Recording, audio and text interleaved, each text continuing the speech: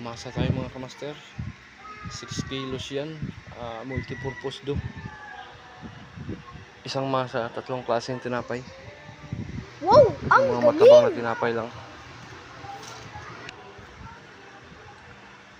So yan, para sa mga baguhan lang po.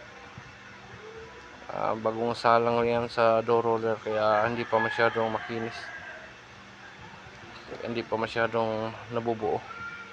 Kasi kasasalang pa lang. So ganyan lang. Hanggat di pa masyadong nabubuo. Laglag lang ng laglag. Hulog lang ng hulog. Kasi maya maya yan, mga 5 minutes. Medyo makinis na yan. Maganda na siya ipisada.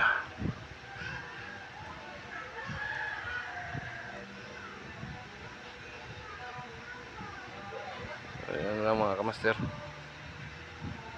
Ganyan lang ang pag dough roller para sa mga baguhan. 6 kilos po yan. Multipurpose dough.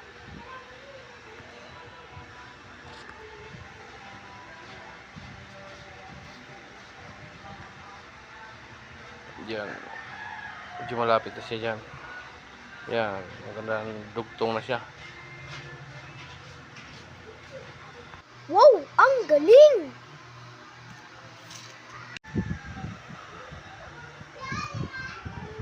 So yan mga kamaster.